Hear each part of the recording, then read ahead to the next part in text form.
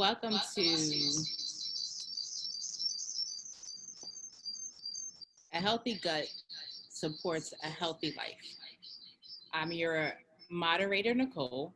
Before I turn this over to our wonderful team of providers at Philadelphia Integrative Medicine, just one announcement. To submit a question for our team at the end of the webinar, please use the Q&A button on your Zoom screen.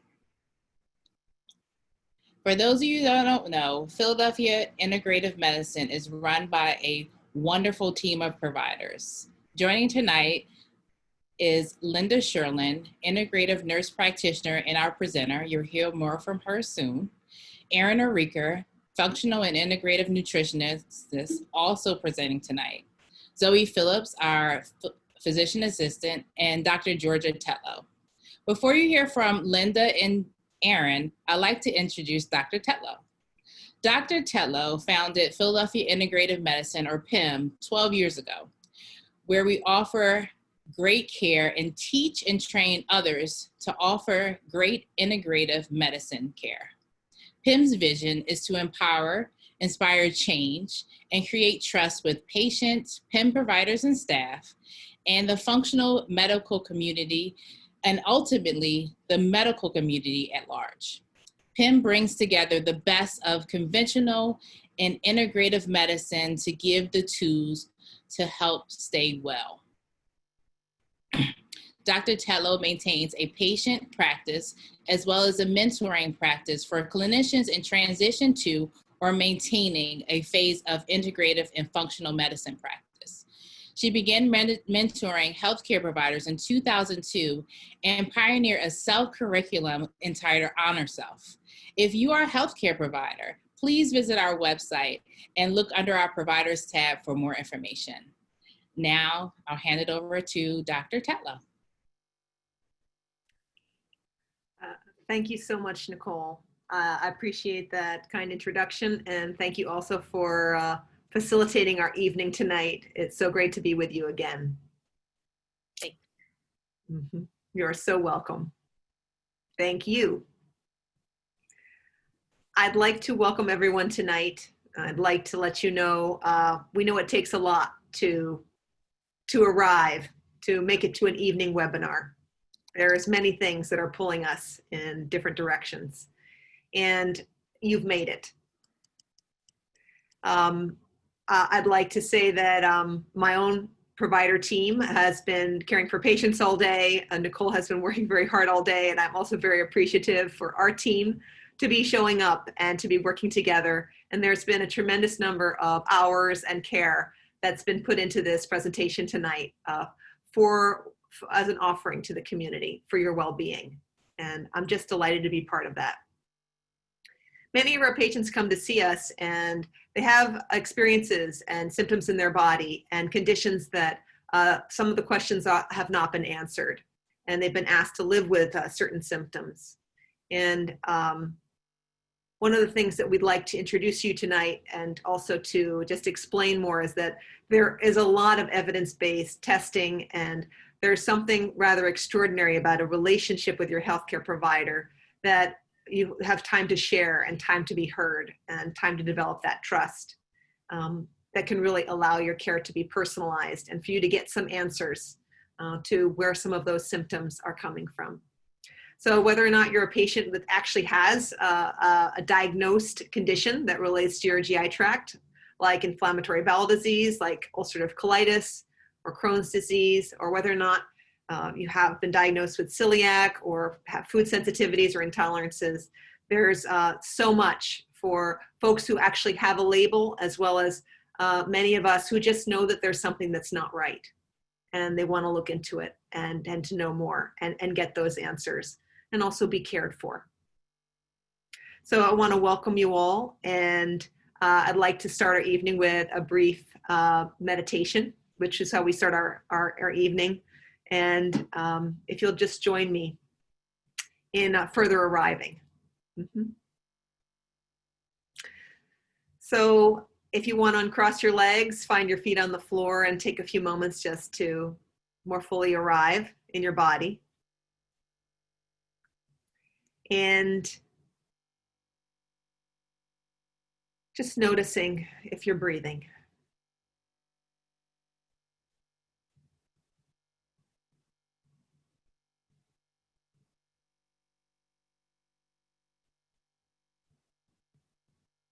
So it's safe to arrive and safe to have a few moments, safe to pause. Just collect yourself, mind and body, in the same place in this present moment.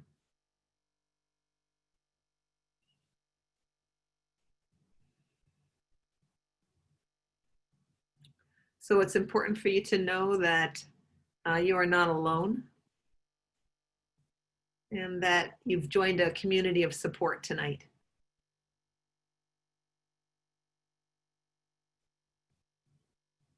It's a learning experience and also a time for you to better understand your body, how it works. Better understand yourself.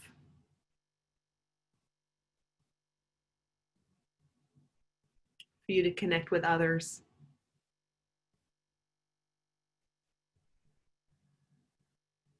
And also learn to care for yourself.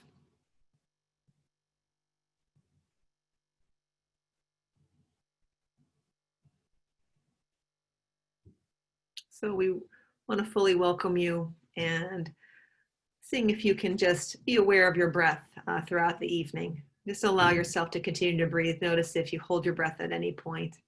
And we hope that you can continue to receive. And we're looking forward to hearing from you during the question and answer. So a very big warm welcome to you tonight. We're so glad that you've joined us. And it's a very special evening that we have in store. So without further ado, we might wiggle your toes or make a stretch and make a transition from this meditation. I'd just like to introduce a little bit about who we are and what is integrative medicine. So integrative medicine is healing-oriented medicine. So sometimes in medicine, we like to create a problem list, some of the things that are going on with the patient. It's sort of a list of what needs to be addressed. So in an integrative approach, the medicine is actually focused on health and also what is going well, and also what the health goals and what the hopes are for you. Why are you coming and what do you hope for yourself? That's something that we ask our patients at every visit. We intend to treat you as a whole person, and that's something that we extend to all the providers that train with us on site and online during our virtual programs. And it's important for us to feel whole and to treat each other as whole people, patient, provider, and for us to feel that we are addressing and acknowledging ourselves on all levels, emotional level, spiritual level, and whatever that means for you. We provide care, and we feel it's very important to have relationships with our patients. So we feel that the art of medicine really arises out of a relationship and the trust that can occur between our patients and our providers.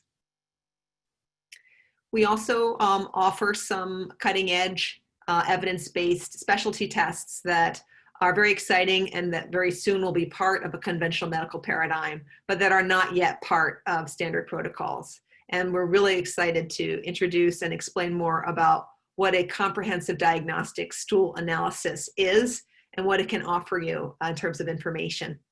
We have a whole cadre of integrative tests to offer, and very excited that integrative medicine makes use of all appropriate therapies and is profoundly evidence-based. So without further ado, I'd like to also introduce my colleague, Zoe Phillips, a physician assistant in our practice, who you might have already met her for a wonderful series of hormone balance webinars talking about how to balance estrogen with all of the other hormones in our body. She gave a beautiful two-part series and presentations this summer, which were amazingly attended, and we all learned so much. We're so happy to have Zoe with us tonight with our presenters, Linda and Aaron. And if you can a little bit more about Philadelphia Integrative Medicine, Zoe. Thank you so much, Dr. Tetlow. So welcome, everyone. I'd like to share a little bit about us. Philadelphia Integrative Medicine who we are, and what we do. Here at PIM, we treat all forms of chronic illness, healthy weight, reducing inflammation, autoimmune diseases, of course, gut and GI, thyroid issues, hormone balance.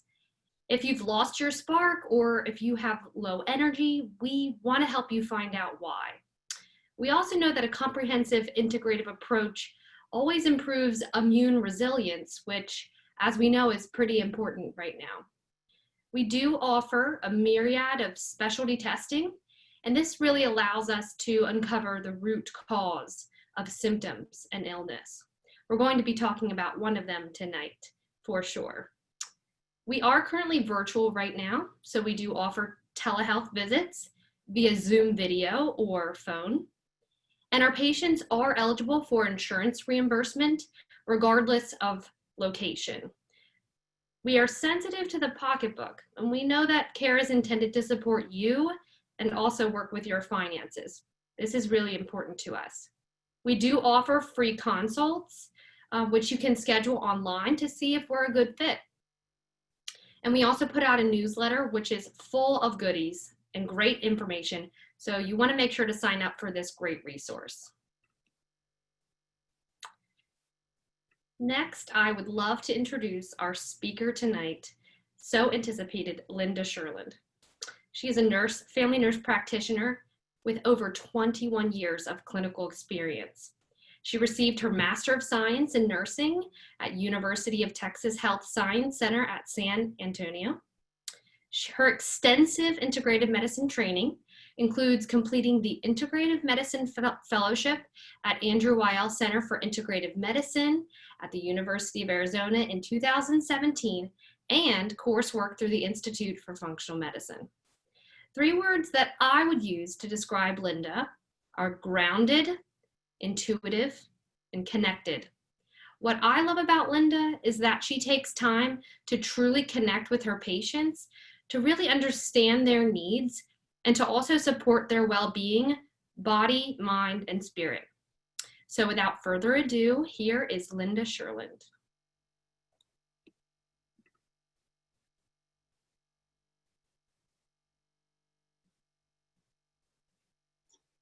Try that again. Thank you so much, Zoe. I always forget to unmute. I also want to welcome everyone. A little shout out to my posse from Texas that I see showing up tonight. Happy to have all of you here. It's really a joy. We've got a little poll for you, if you don't mind, and have some questions that we would like for you to take just a few minutes to answer. We love our polls. The first question is, are you a current PIM patient? The second question, are you a prospective? Maybe you're thinking about joining us, or maybe you're thinking about that 20-minute consult. We also know we have some healthcare providers, both in our practice and in the audience, and so we'd love to know about that. We're also wondering, how did you hear about tonight's talk? And you've got some choices there on the poll. And we are also wondering, and I'm going to talk about this in a little bit, have you ever had a comprehensive stool study? I'm going to give you just a few minutes to kind of go through that. We have a great attendance tonight. I'm so excited. You know, we do offer the webinar will be recorded. So if they're friends and you hear it tonight, you're like, oh my goodness, I want you to hear about this. Please have them come to our website at philly-im.com. But you know, the fun part about you being here in person is that you get to ask questions and you get to be a part of. And at the bottom of your screen is also a question and answer button. So as we're going through and you get inspired or think of a question, go ahead and put those in. There will be some time at the end also. It looks like we have a really great response to our poll. So we're going to go ahead and end that poll. Nicole, thank you everyone. So it looks like, wow, this is kind of fun. It's always fun to look at results. 66% of you are not patients. So that's wonderful. And 36 of you are thinking about being a patient. So that's exciting to hear. We've got 40% of the audience is healthcare providers. How exciting is that? We love to share with our colleagues and have you join us and be a part of. Looks like 62% are PIM patients. We're thrilled to have you. 9% are a friend or loved one. 7% is a healthcare provider, integrative professional has suggested this talk to you. And 20% received an email invitation. 4% of you found out about us on the internet. Oh goodness, this is great. 46% have had a stool study and 54 haven't. So we're about half and half. So we're going to ask you to think about that, and when we get to the end, we will, you know, kind of revisit that and see what your thoughts are after you've heard a little bit about what we're talking about. Now I'd like to move on to our agenda. Thank you, Nicole. Things we're going to talk about tonight, poo. So a long time ago, well, it kind of feels like a long time ago, I worked in another specialty, but my medical director called me the poop doctor. I've been focused on poop for many, many years, and it is, sorry, got a little thing popping up. And so we're going to talk about that. What is a normal bowel movement? We're going to talk about the latest in testing. What's dysbiosis? This is kind of a term that we don't normally use, but we're going to talk about that and talk about what is dysbiosis. What's intestinal permeability or leaky gut? Is it functional? Is it caused by lifestyle? Is it a digestive issue? And then we're also going to talk about some integrative support for constipation, diarrhea, bloating. We're going to hear from Erin a little bit later on, is going to give us information about this.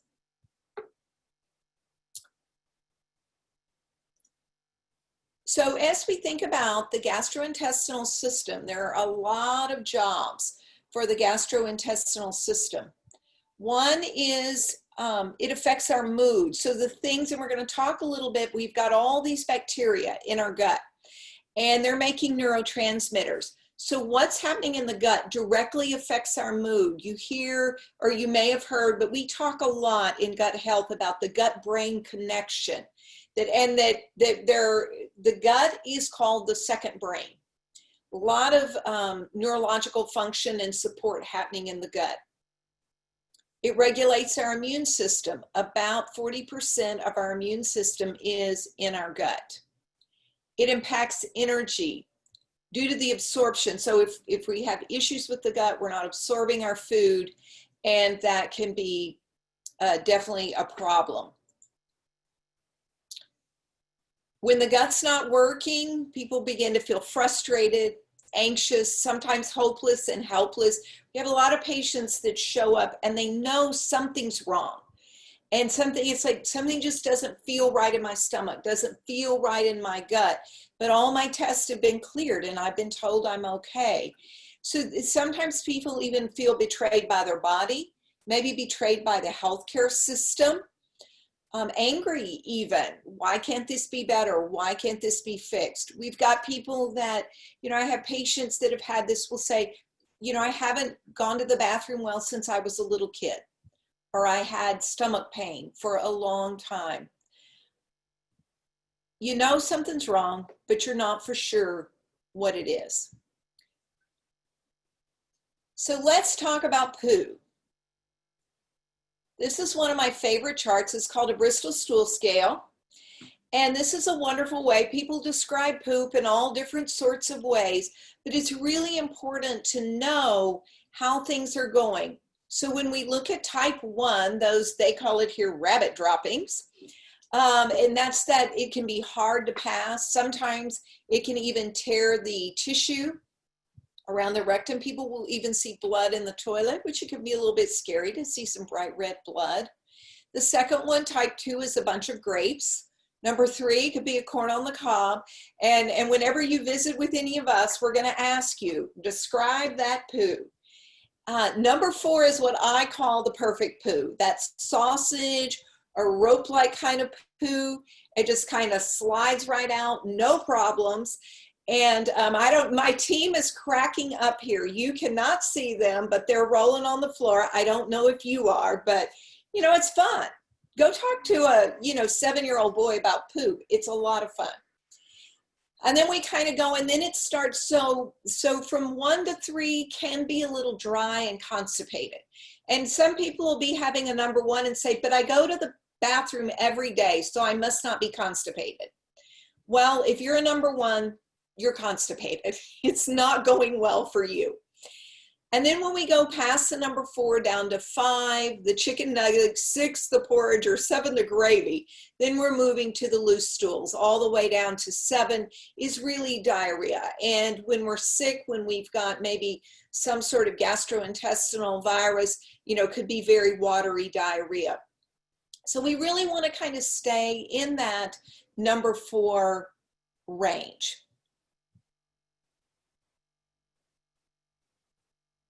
So let's talk about some factors that can affect and move us up and down the poop scale and things that contribute. So our microbiome, and we're going to look at that a little bit more in detail when we look at one of the specialty tests. So we can have small intestinal bacterial overgrowth, and we're going to talk about that more next month. If you have questions about SIBO or small intestinal bacterial overgrowth, September 23rd, Erin and I are going to be continuing our talk about gut health, and we're going to focus in on SIBO. We're not going to spend really time on that, but that can be a cause, and it affects our microbiome. Low diversity, remember I said the word dysbiosis. So dysbiosis means we can have too much of good bacteria or not so good bacteria, and we can have a low diversity, so we don't have enough. Like, think of a jar of jelly beans. You have a whole bunch of colors in there, or you could have too many red ones or too many green ones, and it doesn't look balanced. Our microbiome is kind of like that. So these are microbiome factors, bacteria factors that can influence how we poop. Functional things, so poor motility. Poor motility means it's very hard. Your gut's moving slowly.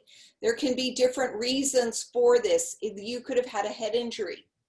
Maybe you've had surgery, and there are adhesions that are created, and the gut just doesn't move well. It can be a neurological, brain, more nerve kind of function. It can be pelvic floor issues. And that's very interesting. What that means is basically we don't have enough strength in our pelvic floor. When you think about kind of if you squeeze your bottom together, or if you're doing Pilates and you work your core, or sit-ups, that works that pelvic floor. And if we have a weak pelvic floor, that can affect our motility. Thyroid issues. I love to talk about the thyroid. If we're hypothyroid, if we don't have enough thyroid hormone, that also can slow down our gut. And then we move to lifestyle issues. Low movement, not moving around, not exercising, sitting on the couch all day. Remember, I talked about that functional. So as we move, as we walk, as we bend over and pick things up and go about our activities of daily living, that actually massages our gut. Erin's going to talk about some real specifics of movement that can help. There are some things that we can do. Just getting up off the couch and walking around is a wonderful one. Water intake. Oh my goodness. Is this not always a challenge? Got my water right here. And so you might see me sipping on that tonight, but keeping that water and not just having it on your desk or sitting on the coffee table, but literally drinking some, taking a drink. And so 64 to 72 ounces is a great goal to work for. It doesn't have to just be water, but we want fluids like not caffeinated fluids, not sugary fluids, mostly water, maybe teas. Erin talked earlier about she was having some chamomile tea. That counts. Low fiber, not enough plants in our diet. Erin's going to really talk to you a lot about how to raise that fiber. Very important. Sometimes though, we have people that come in and they eat their plants and it hurts. So if you're saying, well, I really can't tolerate that fiber, there's a clue that we need to look more closely at what's happening in your gut.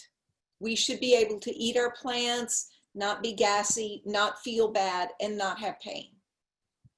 Stress, oh my goodness. Think about stress. What happens? We clench up, our ears come to our shoulders, everything shuts down. The other thing that happens when we're stressed is the amygdala, the primitive part right back here in the back of our head and our brain, it starts going into fight or flight mode. And when that happens, all the blood goes to our eyes, to our big muscle groups, so we can run away. The goal there is or protect ourselves or fight. All the blood flow goes away from our bowel. So that causes the bowel to shut down. It doesn't have enough blood flow, and the energy is going somewhere else. So calming. Poor sleep. You know, if we're not getting sleep, that just affects everything. But again, that affects how our bowels are moving. And it's interesting, some people tend to go more to constipation when they're under stress, when they're not getting enough sleep or feeling well. Some people go towards looser stools and diarrhea.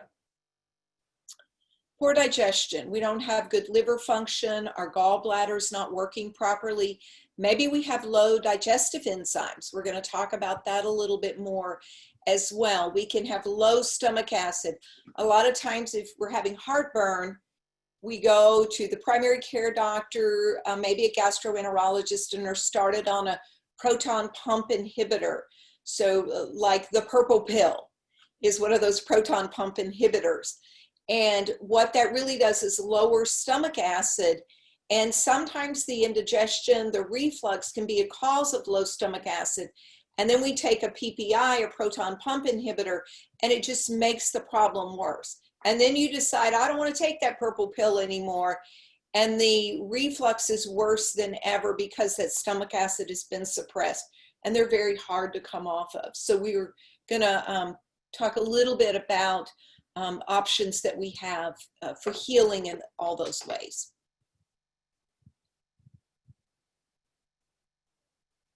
So we want to talk a little bit now about symptoms of gut imbalance or dysbiosis.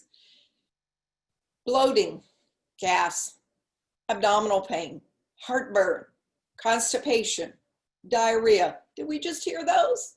That's kind of the theme. And so this can mean that, just like we said, that our microbiome is not where it should be. Chronic fatigue, brain fog, headaches, autoimmune diseases. And one of the first things we treat, as Zoe mentioned earlier, we treat a lot of autoimmune diseases, Hashimoto's, autoimmune thyroiditis, rheumatoid arthritis, many of the autoimmune diseases. And one of the first things we look at when we start testing is the gut. Is there dysbiosis, imbalance? Is there leaky gut that we're going to talk a little bit more about in a few minutes?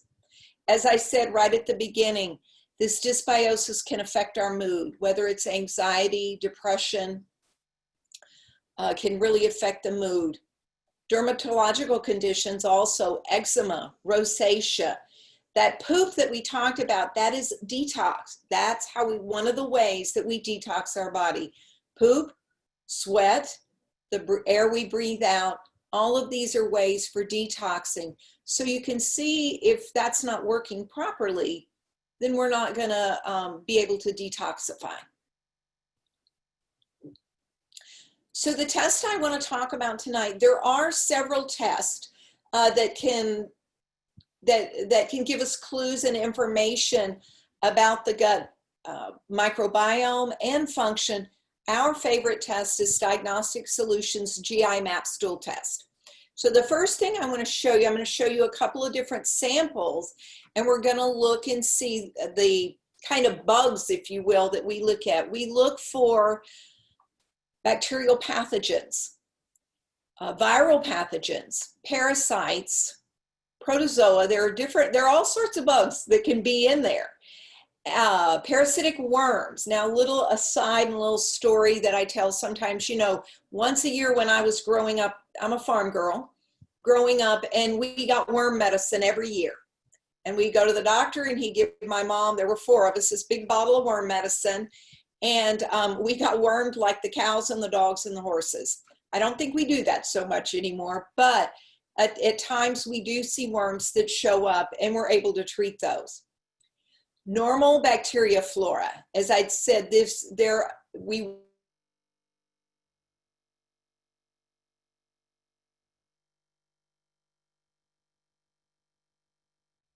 opportunistic bacteria. I always think about these like, you go to the party and there is that one person that sometimes kind of like, you never know, are they going to drink a little too much and cause a little problems, or are they going to be cool?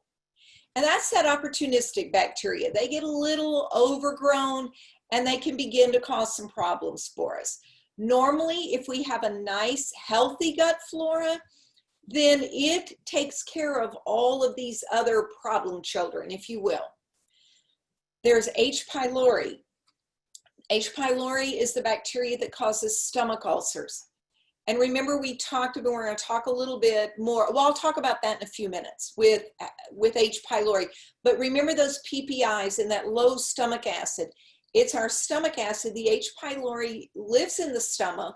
We all have some, but again, if it overgrows, if we're stressed out, if we don't have enough stomach acid, then that H. pylori can flourish and cause a lot of problems. We'll see reflux with that upper gastric pain, pain that's up or a little bit higher. If you could see me standing up, I got my kind of on my upper belly. That's where would see some of that. Fungi and yeast are other, there's yeast everywhere, there's fungus everywhere, but we don't want it overgrown in our gut. Now this is a picture of, it's a little snippet. I couldn't show you everything, but we talked about the normal flora. So I don't have a pointer, but when you look and you'll see here on the test, there are some things in black, and those are within normal limits. In the center would be a result. That's what your microbiome would look like and what this test would tell us. On the right are the normal parameters. And so the things that are in black, those are the things that are exactly where they're supposed to be. The things that are in yellow are a little bit low. We're going to talk about some ways that we can feed our microbiome and actually let it grow. Then you see there's the one in red, Akkermansia. But the good news about that one, even though it looks high, it's like, uh-oh, is that a problem here? You said, Linda, if it's too much, it could be a problem. But Akkermansia, we like that Akkermansia. I'm going to show you a picture of the inside of our colon. The Akkermansia lays down this nice thin layer of mucus that protects us from leaky gut.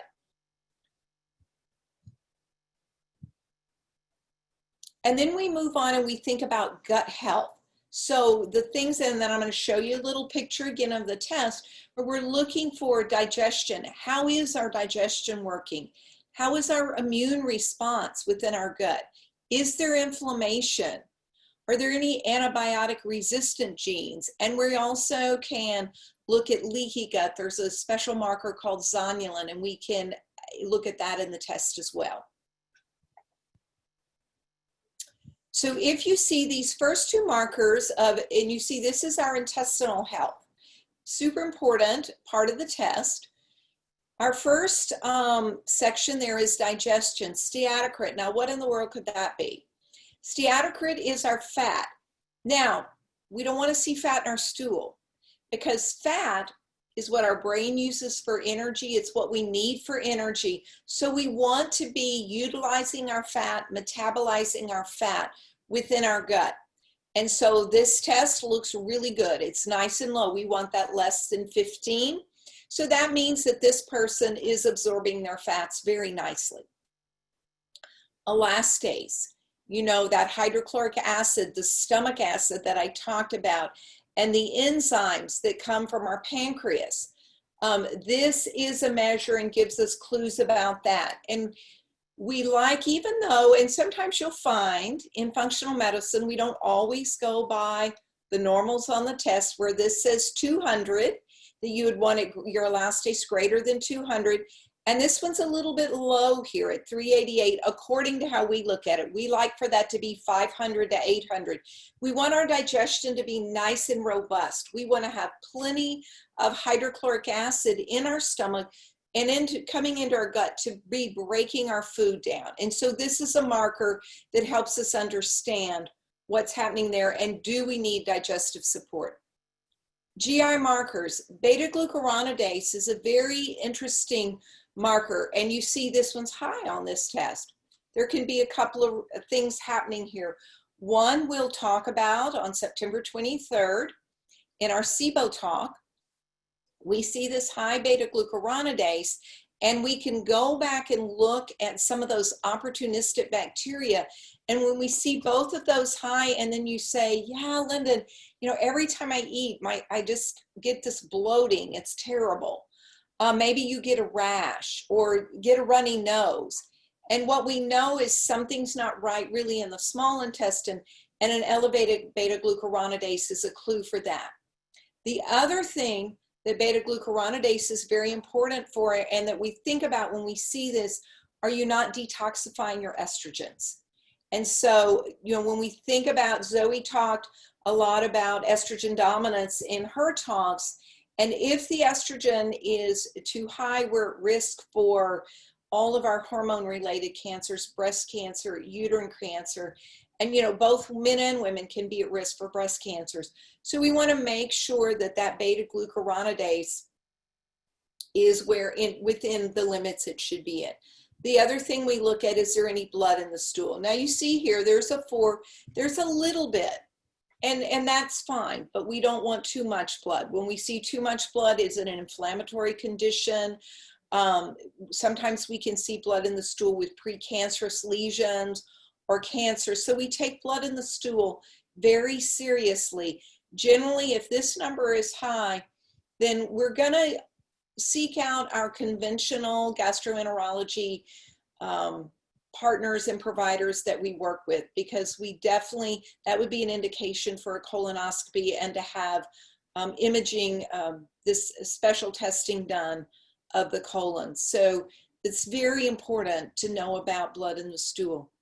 Then we go down to the immune response, our secretory IgA. So we don't want too much. We don't want it flared and inflamed, but we also want to make sure that just like the same way we want to have a nice, strong immune system so we don't get a cold or we don't pick up different viruses. Right now, of course, what are we thinking about? We want a strong immune system so we're not exposed to COVID, or if we are exposed, that our body can fight it off.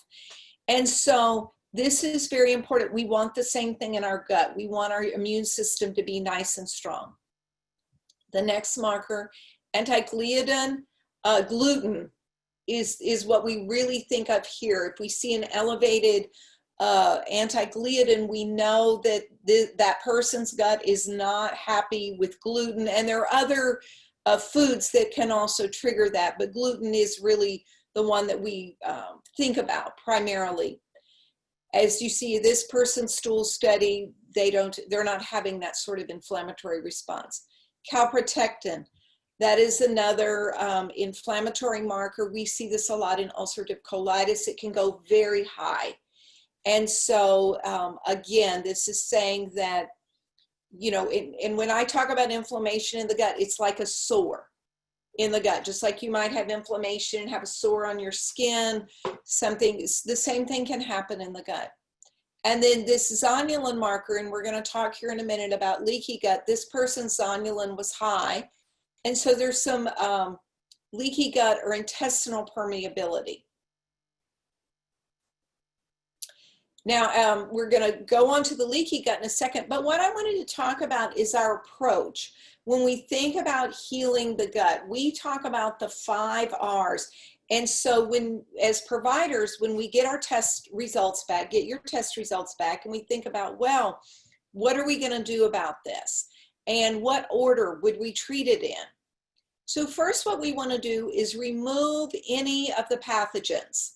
So remember, we talked about parasites, we talked about bacteria that overgrows. There can be bacterial pathogens, H. pylori. We're going to remove those first. Sometimes we use antimicrobials to do that. We have different antimicrobials generally that we can use. That can be done with some different prescription medications as well. We tend to use herbals first, herbal medications first. The next thing is replace. When we think about replacing, the digestive enzymes that I talked about and the hydrochloric acid, if those are showing to be low, we want to replace those. And Erin's going to talk a little about, there are simple things that you can do, even just eating bitter foods helps stimulate that acid. And she's going to talk about that more. Reinoculate. Remember when we looked at the normal microbiome, those normal bacteria, those things that were in yellow? If those are very depleted, then we may need to reinoculate. And the way we do that is with probiotics. Now, not every probiotic is for every person. And so that's something when we look at the bacteria, when we look at the symptoms, you know, these are things you might think, oh, let me just go out and get a probiotic. And that's, you know, there are probiotic foods as well as probiotics that you see on the shelves. But we really, when we're thinking about probiotics for you, we're looking at the GI map and thinking specifically about how do we need to balance this gut flora. Repair. Remember we talked about the calprotectin, the zonulin, that was the leaky gut.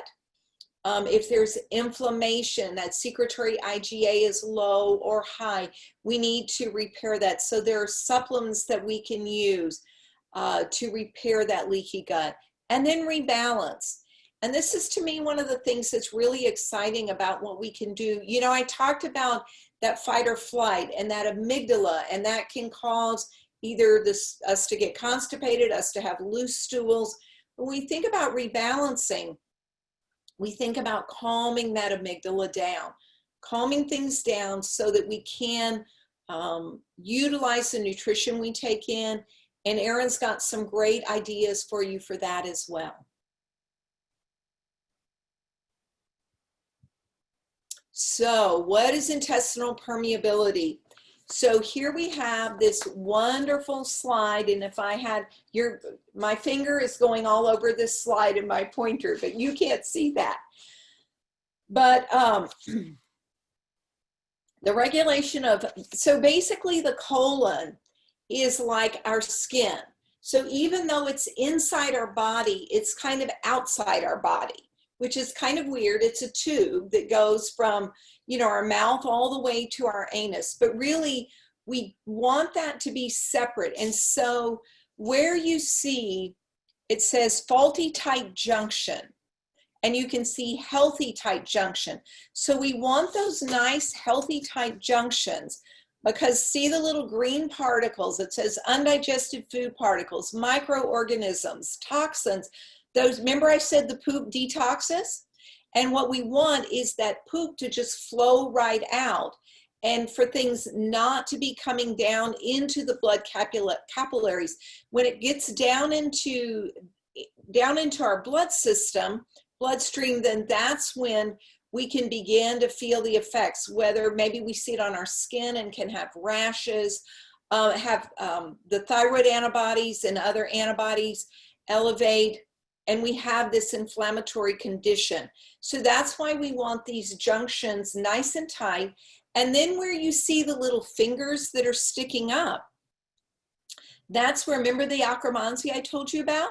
That's where there's a little thin mucus. You can't even see it here in this picture. But that's what that Akkermansia is. So great that our bacteria make different things for us. Different bacteria make different things for us. But Akkermansia is that one. You can have a leaky gut and may not have symptoms. So this can be another important reason of having some testing done. I think a GI map is one of those great tests that, you know, you may want to have done once a year, once every couple of years, kind of like we go to our doctor and have our blood count and have our lipids done. This is one of our favorites for maintaining health, because if our gut's not healthy, the rest of our health can be in jeopardy. And when you think about it, with not having these tight junctions and any of these things that can come into our bloodstream, think about, you know, if you have inflammation in the gut, you may run a fever, you know, all of these things. So super important, super important.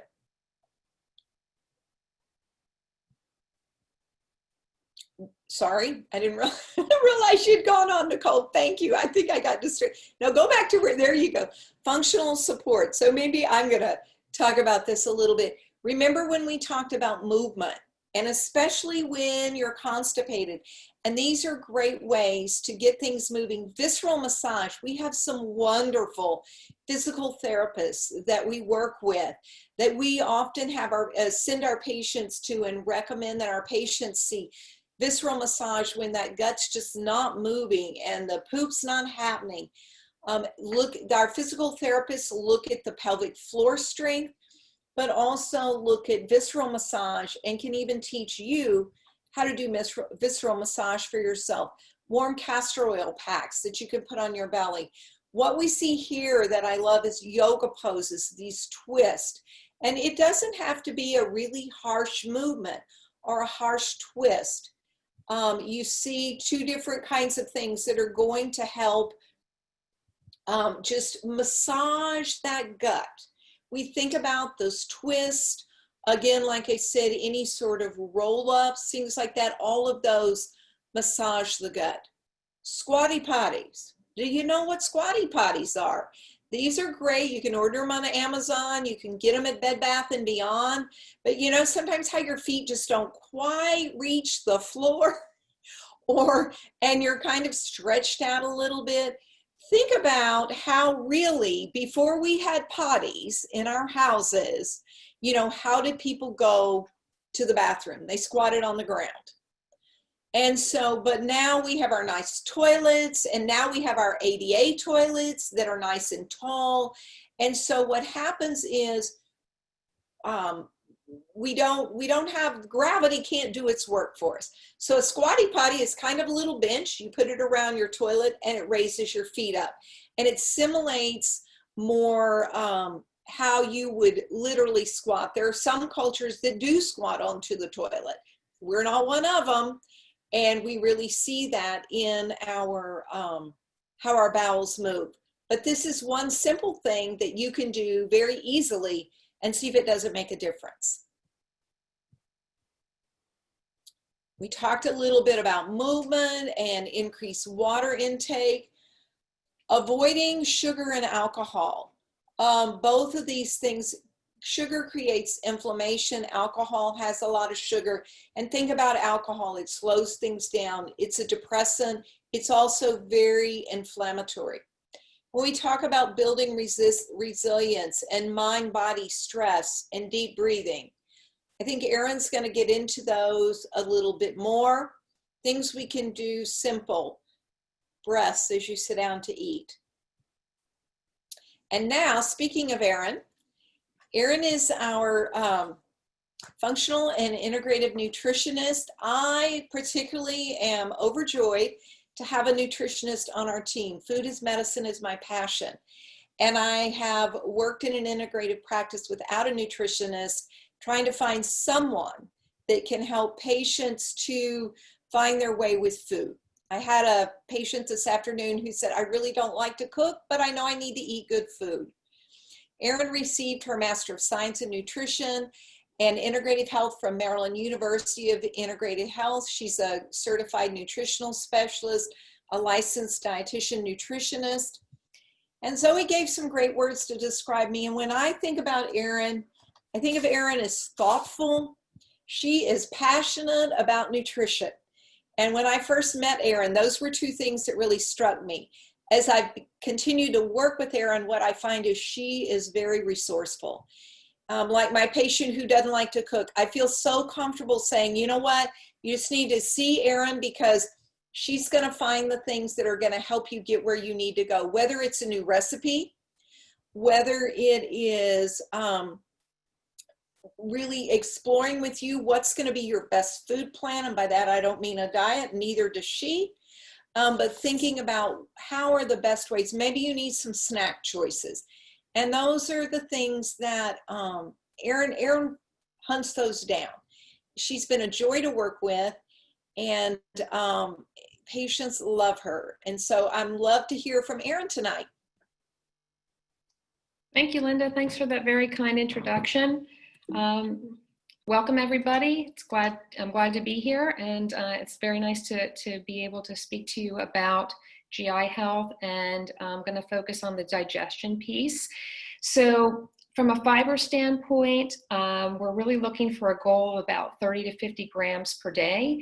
The average adult American consumes about 10 to 15 grams of fiber daily, and that insufficient consumption of fiber and water can be a common cause of constipation. So there's a couple different types of fiber that I'm going to speak about. One is soluble fiber. This is the fiber that slows digestion. It makes you feel fuller longer, and it absorbs the water and creates, it's gel-like when you eat it. So if you've ever made like a chia pudding where you put chia seeds into a coconut milk and you put it in the refrigerator, the next day it congeals and it creates like a pudding or a yogurt consistency. That's what I'm referring to here. You've got your insoluble fiber, which adds bulk.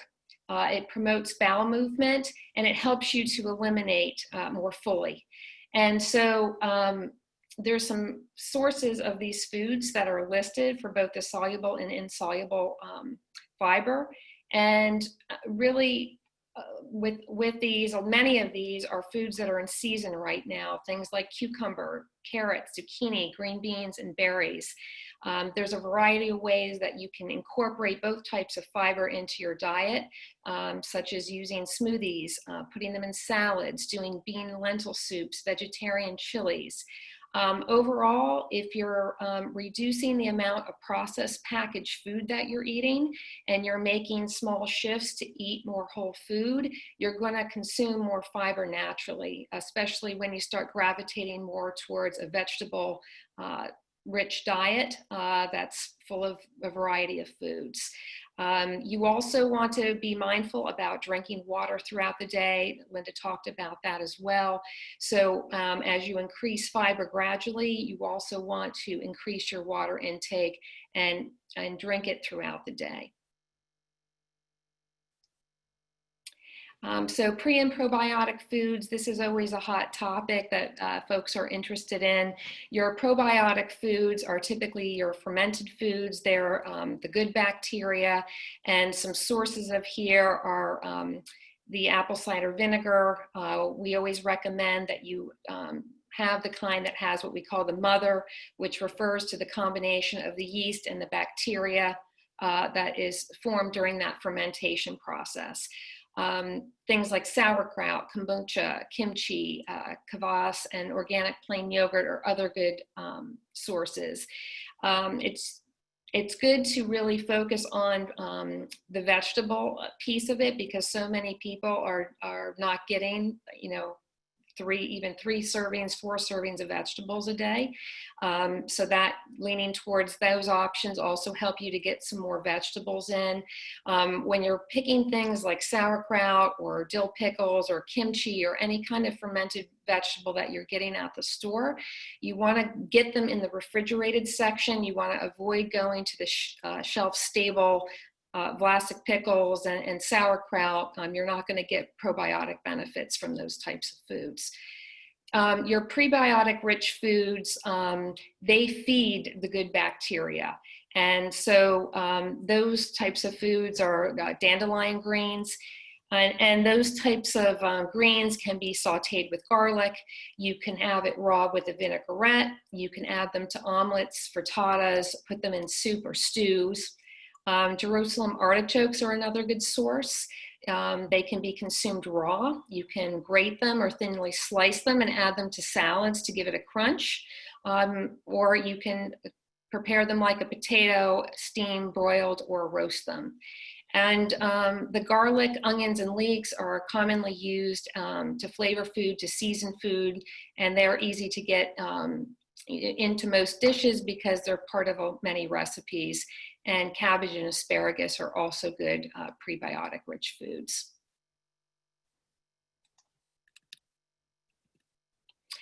For digestive support, we really encourage mindful eating practices. So this would include no distractions while you're eating, not using your cell phone, not watching television, having a nice place setting, really plating and garnishing your food so that it is attractive and appealing when you go to eat it. And you really start to appreciate and enjoy the food visually.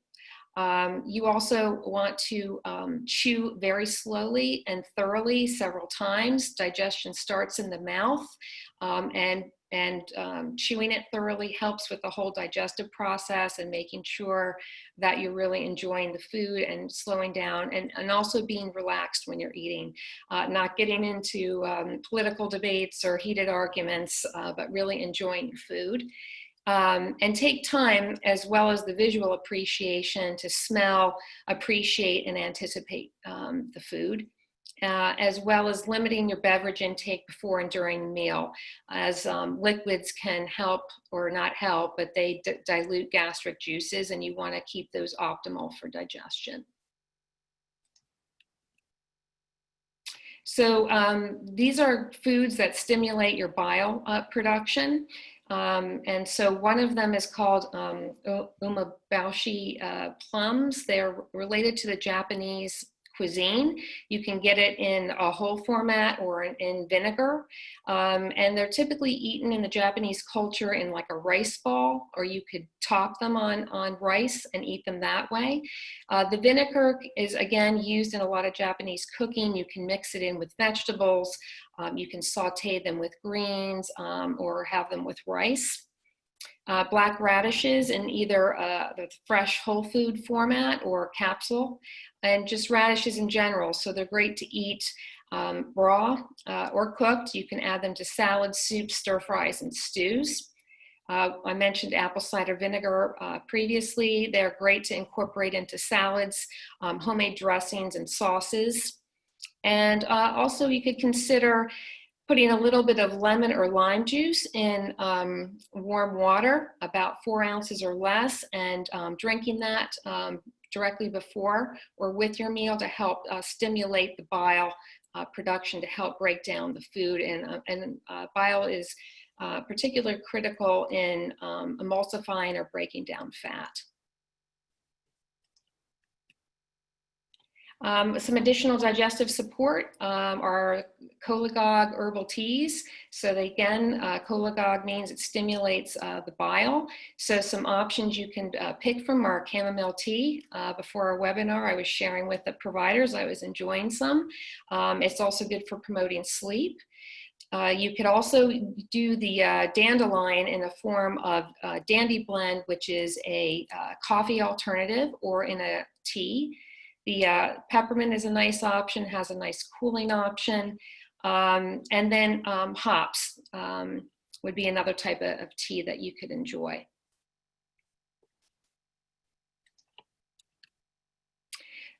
Some of these bitters here, we would suggest you work with a healthcare provider to make the best recommendations of what may work optimally for your situation. Iberogast we use frequently in this practice. It's a herbal medicine blend. Digestive bitters, Swedish bitters, they're also very helpful. And you would take those several minutes before a meal to stimulate digestion, or take immediately after a meal for heartburn, indigestion type of relief.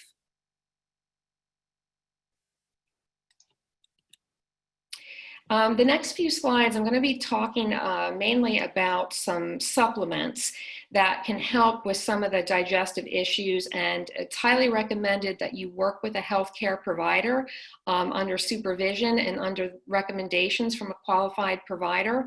They can really help determine which of these supplements would be best for you, as well as the form and the dosage. With constipation, we frequently see this condition, and we go about it many with many methods. So, you know, all the things Linda talked about with lifestyle and movement, diet, optimal hydration. But when those things are not moving the needle, we find that using some of these supplements can really help people get relief and get them to that type 4 Bristol stool, smooth-like stool type that we're looking for. And a healthcare provider can tell you if it's best to use these individually or in a particular combination for your particular scenario. So we look at magnesium, vitamin C, Triphala, and specific probiotics. For diarrhea, again, it's always optimal to work with a qualified healthcare practitioner to help you on your journey with gut issues. But things that can be supportive are chamomile and green tea, enteric-coated peppermint, and what is very popular is Saccharomyces boulardii for pretty severe diarrhea. And again, you should work with a provider to help you figure out what is the best thing for you in your particular case.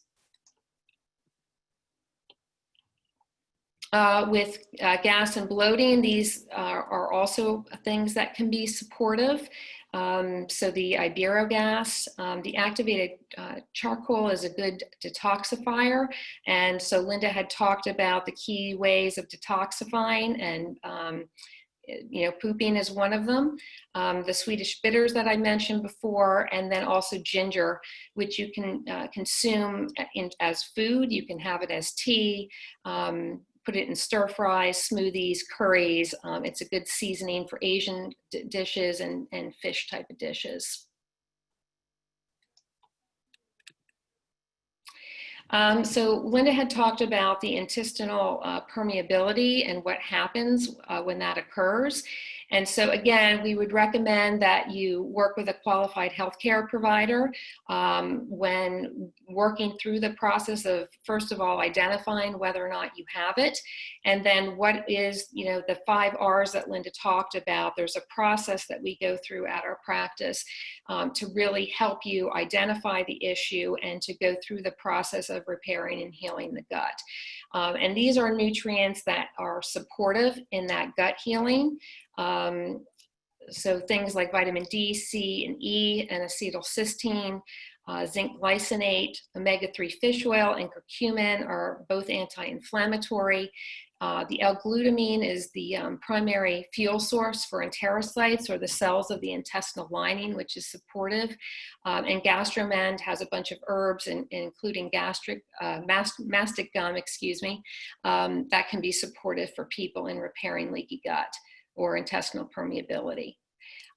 Foods that are healing, again, I've mentioned a couple times in my slides about fruits and vegetables. Most people do not get adequate amount in their diet, so it's always good to lean towards those foods. And bone broth is very supportive as it provides collagen and can really help with healing the gut.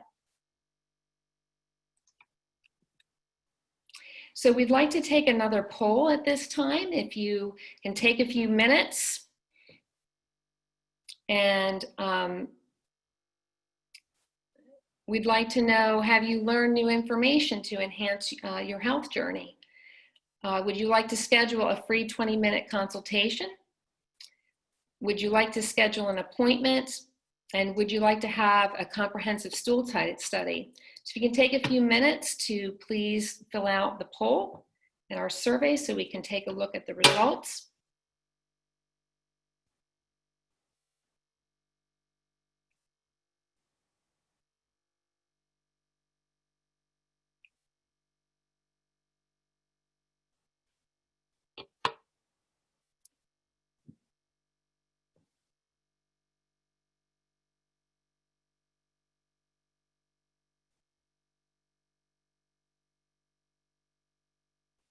Okay, it looks like several people are filling out.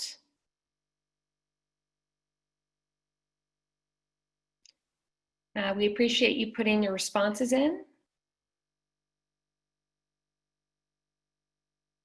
And we'll wait a few more seconds for everyone to continue to put their answers in.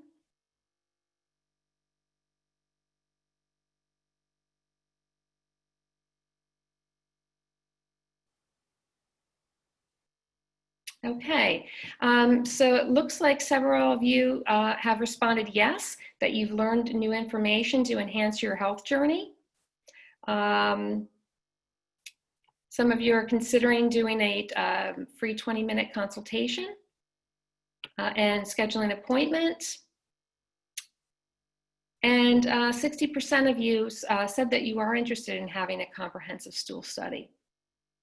So we appreciate you completing the survey and sharing your results with us. Erin, thank you so much. That was amazing. I love when Erin shares, and I love how she slides everything in there to how you can get this food in. Isn't that just great? You know, put some ginger in your stir fries. It's wonderful that when we get our nutrients from real food, and all the different ways we can use different foods. We'd like to, you're doing great with questions. We're loving the questions you're putting in. We've got a few announcements, but I'm going to just ask you to take a few more minutes while Zoe and Dr. Tetlow have some announcements, and keep those questions coming so we can have time, and we're going to have time at the end to go through those questions for you. Wonderful. Thank you, Linda. All right, so we would love to share PIM with your loved ones. If your life has been changed because of PIM, we would encourage you to just spread the word. We want everyone to know what it feels like to experience true wellness, and we want to serve our community. If you enjoyed what you learned tonight, please do sign up for a free 20-minute consult. This is such a great time for us to talk about the things that are most important to you, like your health goals, questions you may have about PIM and our approach. A great time for us to connect, see if we're a good fit. Also, check out that resources page at philly-im.com for ways to create more balance in your life. Also, make sure to read our newsletter and stay up to date. And for our patients who have ordered the micronutrient test by SpectraCell, but have not yet had their labs drawn, please consider doing this before the end of August, as prices will go up. And we do care about keeping things affordable for our patients and moving towards healing in a way that works for your pocketbook. We wanted to share with you a bit about our next webinar, which is September 23rd at 7:30 p.m., another Zoom free group class, and SIBO is the spotlight. So tonight you learned about different GI imbalances, and SIBO was on that list. So this webinar will explore SIBO, what it is, what causes it, signs and symptoms, implications, ways to approach treatment. So make sure to register for this free group webinar.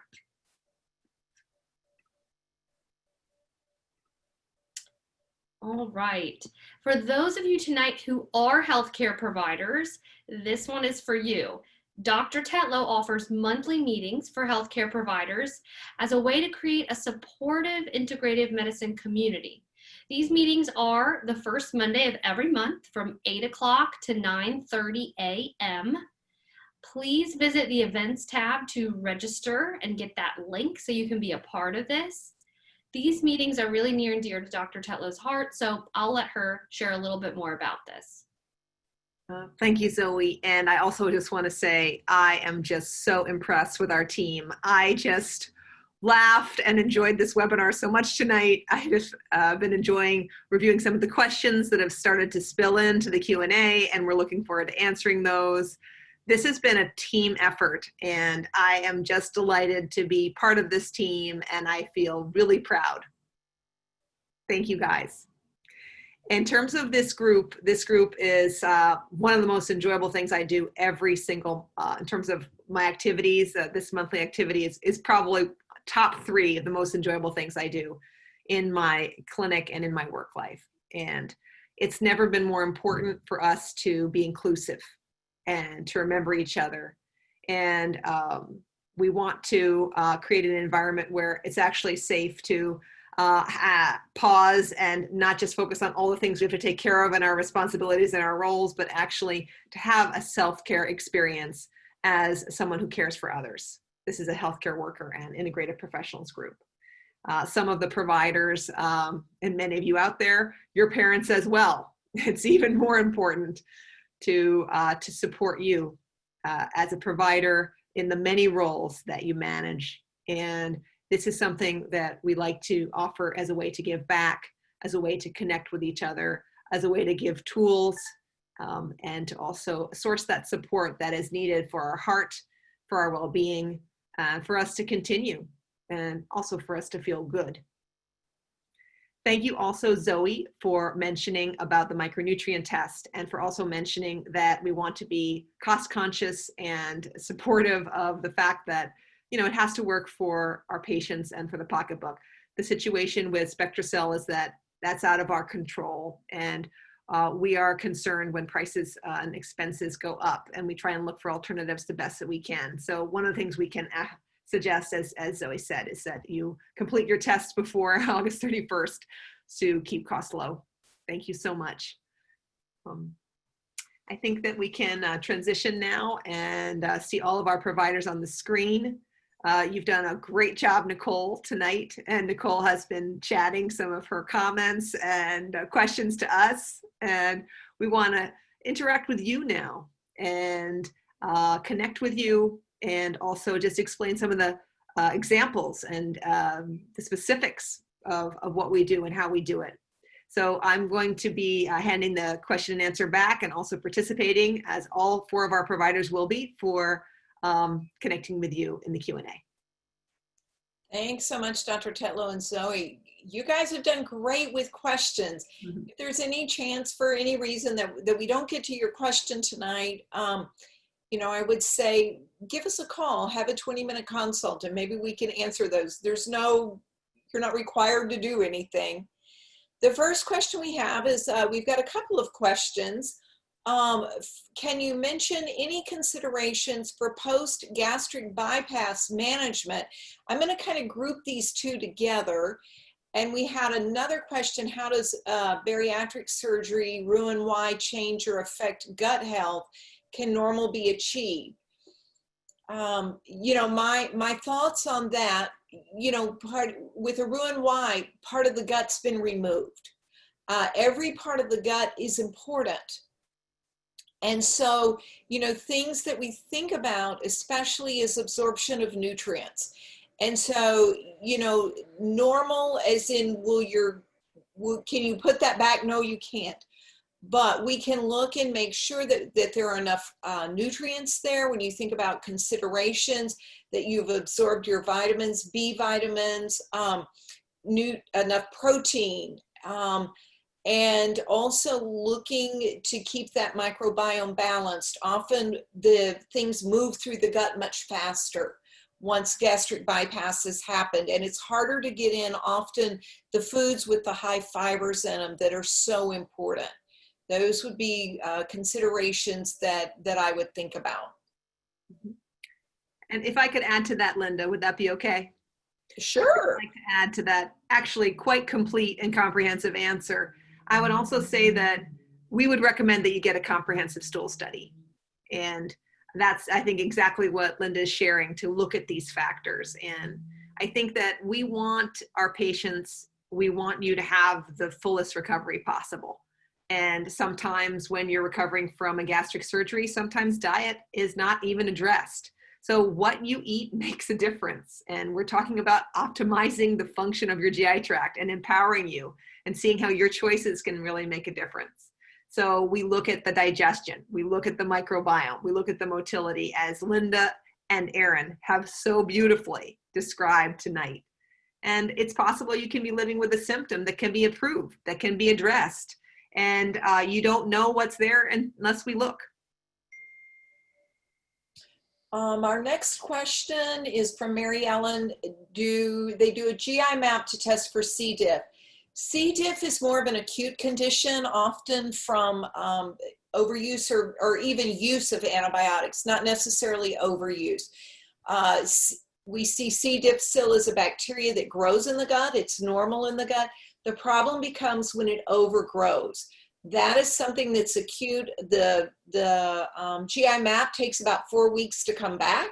So we don't want to wait. If you think you have C. diff, you want to see your primary physician, and you want to have that tested in a conventional lab right away. It's a little bit different type of test. Looks like we do have another question from Mary, who's wanting to know about prescribing probiotics for the individual. Do we do that? And do we have particular brands that we like? She mentions that several of her doctors, including her colon doctor, just say, oh yes, take probiotics. But she mentions that she's tried many, and they have different repercussions. So to answer that question, yes, we do prescribe certain probiotics for each individual. And that GI map allows us to do it. It looks at the normal or commensal bacteria or lack thereof, and we can see what strains are needed and pick a probiotic that's best going to support those needs. But keep in mind, with that 5R protocol, there is a certain time for probiotics. And if we are treating the gut as a whole, that's not one of the first things that we may or may not do. So we are focused on making sure that what we recommend is for the individual. And that's the beauty of integrative and functional medicine, is individualized medicine for you, because you're unique. You are unique. You have your own unique gut microbiome and your own unique biochemistry, and that's a special element of what we do.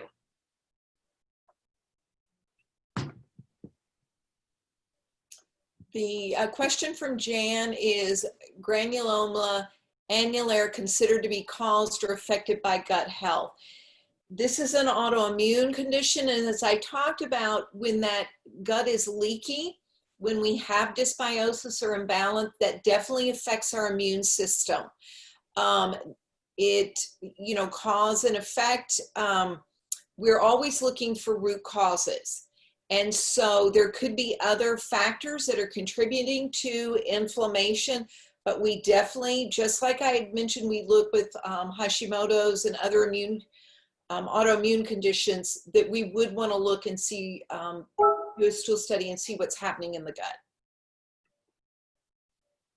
Yeah, and I think that sometimes we're careful not to promise that we can solve everything. And I think that there's many, many patients who have had skin conditions that they haven't made any progress with and have been living with a long time. And so much can be resolved by addressing the health of your GI tract, by refocusing and rebalancing health. So I think that it's a journey and it's a process, and it's a great question to ask, and it's very worthy of exploring. Looks like we have another question from Kathleen. She is mentioning that she's heard a little bit about EPI, exocrine pancreatic insufficiency. She says that some of the symptoms sound digestive, and she's wondering if this is more of a gut issue or something related to dysfunction with the pancreas. This is a great question, and since it has pancreas in the name, exocrine pancreatic insufficiency, then this is something that does deal with the pancreas, which makes pancreatic enzymes, which is akin to the digestive enzymes that we talked about today. Linda mentioned this. This is something that we look for on the GI map. It tells us about pancreatic elastase and tells us if that is robust or if that needs supported, which we can intervene with digestive enzymes. So there could be a number of reasons for this, which we go over during our visits, find out what the reason is for not enough pancreatic enzyme support. And there are, like I mentioned, many things that can contribute to this. If the pancreas is overworked, for example, in the situation of insulin resistance, or maybe we just need better digestive support. But these are the things that we talk about in visits to make sure that we understand what the reasoning is for you, because that may be different from somebody else who has pancreatic insufficiency in terms of their enzyme production. So again, something that we talk about and make sure is right for you, and not just a broad treatment suggestion. So Kathleen had another question about, do we recommend turmeric or ginger teas as helpful with digestion? Erin, would you like to talk a little bit about, you had mentioned some teas. Sure. Yeah, they are helpful for digestion. And the turmeric, as I had mentioned when we were talking about ways to repair the intestinal permeability, it's also anti-inflammatory. So yes, you could certainly use those teas to help you. Mhm. And there's wonderful things about ginger as well. We were talking about ginger tea just recently because ginger tea has been studied and is safe in pregnancy, and it's a prokinetic, so it just also helps with those digestive secretions. I'm so glad that you included some of these medical foods in your talk, Erin. Mariella's question regarding activated charcoal for bloating. Is it digestible? I'm concerned about possible intestinal blockage. You know, one thing I love about your question, Mariella, is you said, I'm concerned about intestinal blockage. That is where I think, listen to that.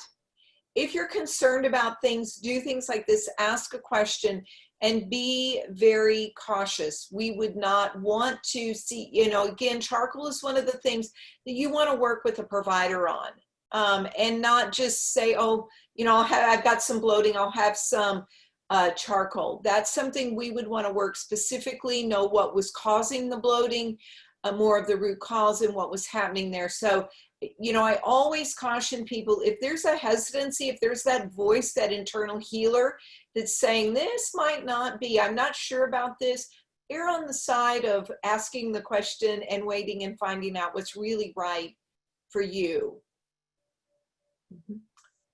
And then we've got someone that's asking, oh, I'm sorry, Dr. Tetlow, go ahead.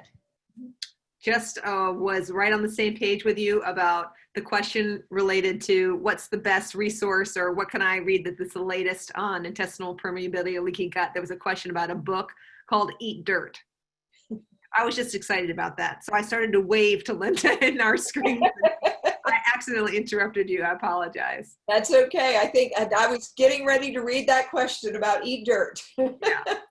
I was going to share that there's so much that evolves and that changes in our field. And that's one of the reasons why we have a provider team. And we meet together every day for half an hour to talk about patient cases and to talk about you and your test results and how we can work together to provide the best care, whether or not you're seeing Erin that day or you're seeing another team member. And one of the things that's important is to tease out what's true and what's evidence-based. And it's a great question about what can I read about, you know, is this Eat Dirt book, is this still valid? Is this still, because things really do change. Now, the concept of Eat Dirt has to do with the fact that organisms are not bad. We don't want to live in such a sterile environment that everything is so super clean and that viruses, bacteria, fungi, parasites, worms, even worms, that these organisms are bad. They're so prevalent in our air, in our water, in the dirt, on our skin, in our gut, and everywhere. And we're just learning about this new world. In fact, there's pounds of bacteria inside us that are so, as Linda shared and taught us about. So Eat Dirt is still a great book. And I think if you want to get the latest, because it really does evolve and change, and there really is cutting edge, I would say every couple of months. And we send our providers to the latest conferences, and Zoe was just working all weekend, just recently, studying and taking hundreds of pages of notes on 2 different lectures. So if you want the real latest, also come on in for a more updated appointment. But that is a wonderful book. I enjoyed it. So Linda has a question about the stool test being covered under insurance. We can provide a coded receipt for you that can be filed with your insurance. We do write letters of medical necessity. Insurance, we don't know if it's covered or not. But we can give you the information so you can check with your insurance company about that, Linda. And we definitely provide you with insurance reimbursed testing as well as specialty testing options. And if a specialty test is out of your reach because it's not in the pocketbook, then we work around that and we provide care for you in the way that works for you to meet you where you are. Looks like we have a question from Annabelle about mentioning, curious as to specific ingredients of the Gastromend and also the Triphala. Thank you. So these are two supplements that we do use for targeted reasons. The Gastromend is one that we may choose to use for H. pylori.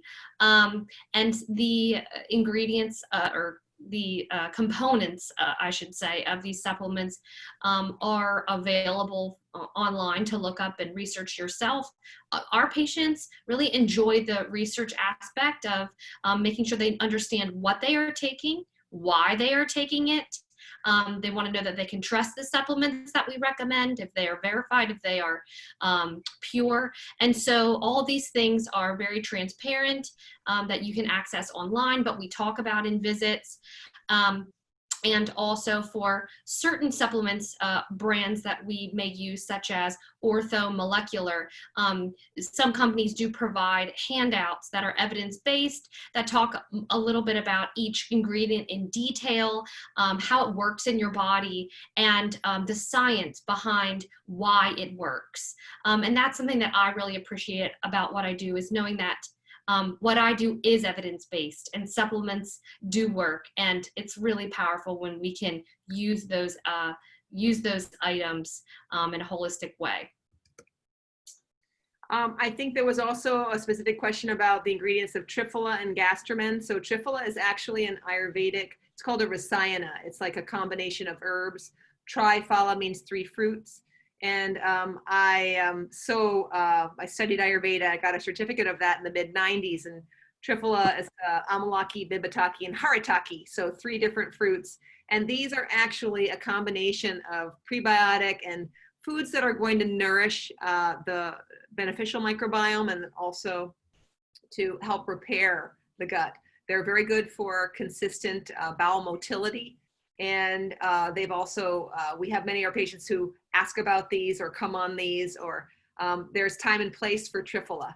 And it's actually a wonderful regular addition to a daily regimen. Gastromend is a supplement that we use made by a specific supplement company. It can be very helpful to treat conditions that would normally require antibiotics, but we can actually skip the antibiotics. One of the reasons is it has bioactive agents that have good evidence, for example, mastic gum, different vitamins, and also something called deglycerinated licorice, which is something that can recreate the mucus lining in the stomach, which can be really important if someone's having a lot of NSAID medications and that gastric mucus lining is actually inhibited from forming because of those anti-inflammatories. That's a normal inflammation response. It's not happening, so there isn't a lining. That can predispose someone to an ulcer. So DGL, or deglycerinated licorice, is something that's wonderful for creating the protection on the inner lining of the stomach. Glycyrrhizin is taken out of deglycerinated licorice. So glycyrrhizin is something that's great for you, but it also increases your blood pressure. So we don't like to put that in with this supplement. So we use a deglycerinated form, and that makes it safer for blood pressure because we do no harm. So Erica has a question. This is a great question, Erica. How do you handle a stool test for someone who lives out of state? As Zoe said earlier, we are completely virtual practice now, and we can see patients from out of state. We can provide a super bill for patients from out of state. And the way we get the GI map to you, it's drop shipped from Diagnostic Solutions. They send it to you, you complete the test at home. I really didn't mention that. You do your own test at home, and then they send a label and you drop it at a FedEx site, and it's sent back, and then we receive the results that way. And Gwen asked, how often do we recommend getting a stool study, and should you get one even if you have no symptoms? You know, like I said, leaky gut can not have symptoms. And so I think a stool test, at least an initial GI map to think about, especially if there are other things going on that you might be concerned about or have questions about with your health, other inflammatory conditions or autoimmune. And, you know, I talk with people about a stool study. It can be a good thing once every year, once every couple of years, to try to stay on top of things. We don't want things to completely get out of hand so that we have to do a lot of work. So managing that within every year or every other year stool test can be a good idea. And Jennifer has a question about different types of fermented vegetables having different strains of beneficial bacteria. For example, cucumber pickles versus sauerkraut.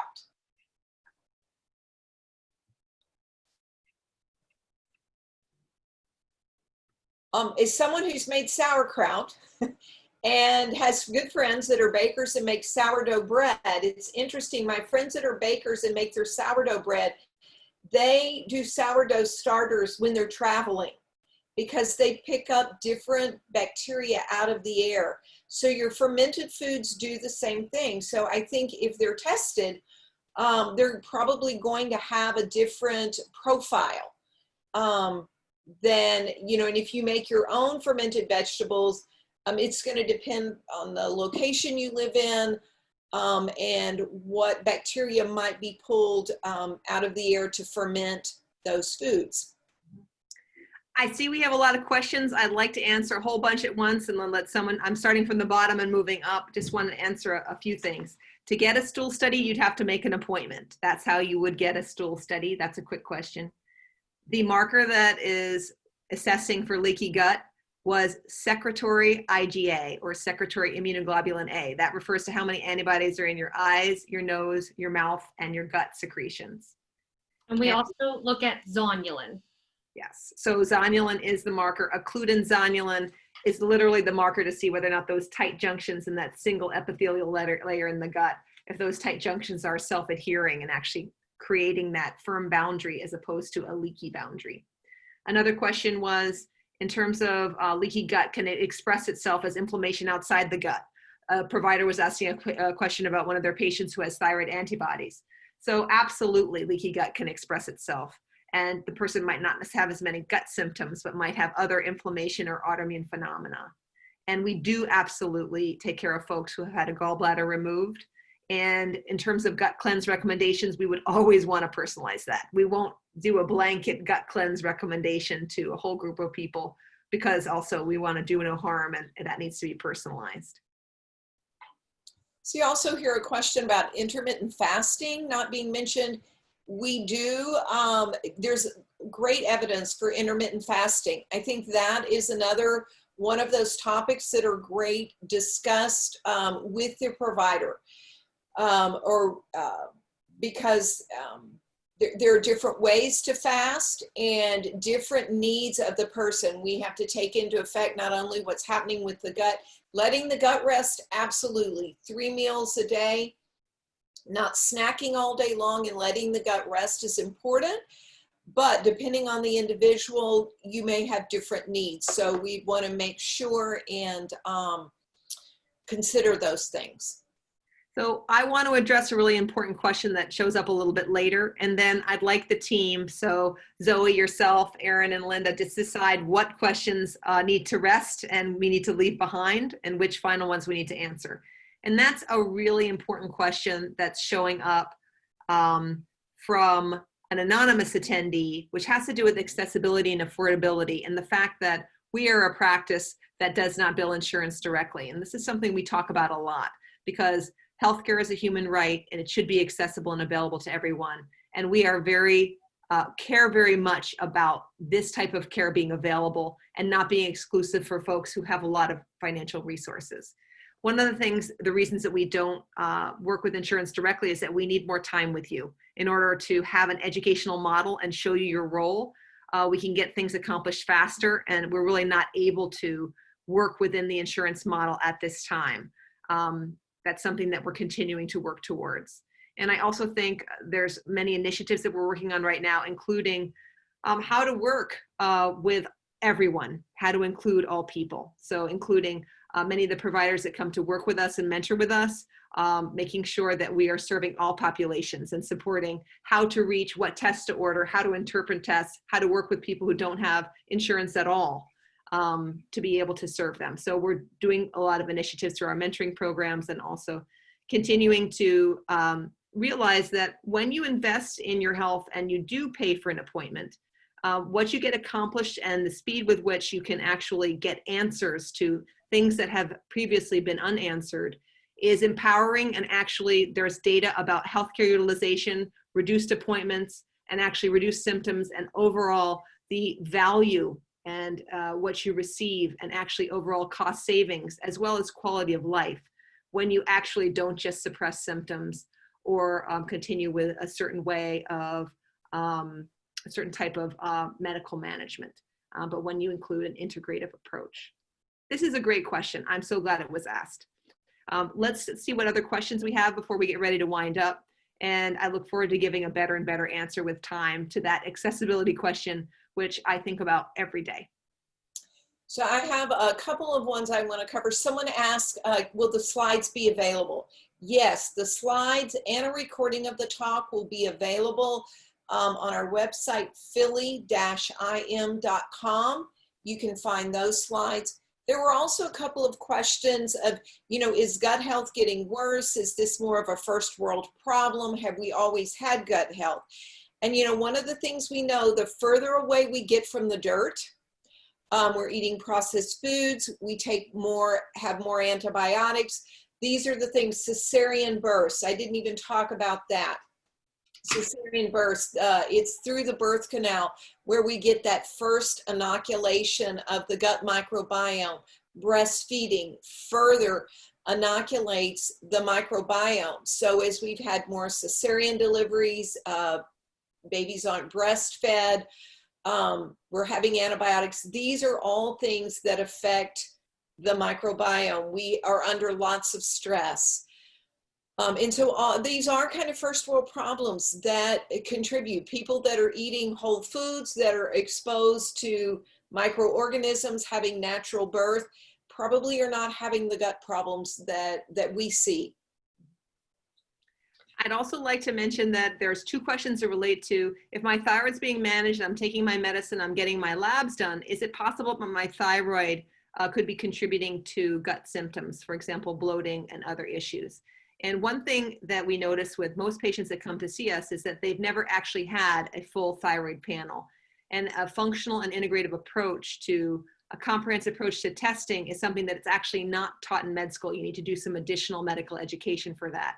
And so that the components of that we can actually list and go through. And actually when we have our thyroid talk, which Linda's done a beautiful job on in the past, TSH, free T3, free T4, but most providers have never tested a reverse T3.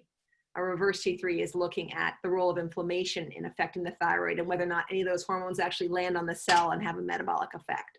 So you can absolutely be taking your medicine and actually be getting your labs done and being a great patient, but actually it can be contributing to your gut health and gut motility, because sometimes we haven't actually tested and looked at everything we need to test and look at, because we need to look at the body as a whole. I'd just like to add to that response. Something that's really important is a part of what we do is get patients off of medication. So if you're taking a medication that's managed, if you're taking a thyroid medication, it's managing your thyroid, that's great. But we want to uncover the root cause of that thyroid dysfunction in the first place. And that's something that we really can help to look at with looking at nutrient levels and understanding the causes for your impaired thyroid function, which does, like Dr. Tetlow mentioned, have motility gut implications. So I just wanted to add that piece, but that was a beautiful response by Dr. Tetlow about the relationship between thyroid and gut. And here's another question about, for someone who maybe doesn't have the resources right now to go through a functional medicine route, but is having some occasional constipation. I'd really invite you to maybe go back and review the slides and listen to the talk. Water intake, movement, fiber. I think Erin did a beautiful job of talking about foods and ways to incorporate foods. Absolutely. If it's occasional constipation, go back and take a listen and see if you can tease out those things that we've talked about tonight. And there is a final question. It's different for different folks about how long it takes to heal a particular situation. And sometimes we also need to think about the environment, and also if there is something in the environment that is causing and contributing to a gut condition to another condition. And so I'd say that the answer to that question, Barb, to your question, Barb, and I look forward to further addressing it together, is it's very personal. So removing exposure, which many of our patients have been working very strongly, very intensively to do, is going to be a major factor to be able to move through and to heal that intestinal permeability issue. And it's great to have a marker, to see the markers, to see the secretory IgA, the zonulin, to see that that is taking place, the healing is occurring. I'd like to finish, and that was extraordinary. We got through a lot of questions. So I just want you to know that Linda, Erin, Zoe, Nicole, and myself really love meeting with you tonight. We love hearing what you care about, understanding what you're grappling with.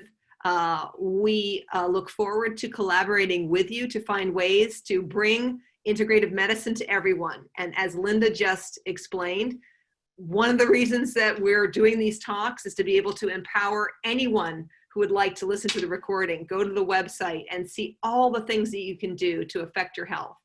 We want to give back to the community, educate you, and for you to also feel your power and your role. Sometimes we feel like things are happening to us and we don't actually feel that sense of efficacy.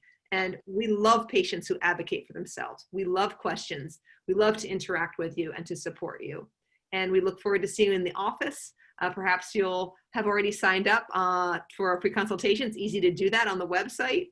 And we hope to see you at the next talk on September 23rd. And please help me in appreciating Linda, Erin, and Zoe, and Nicole in really, taking it home tonight.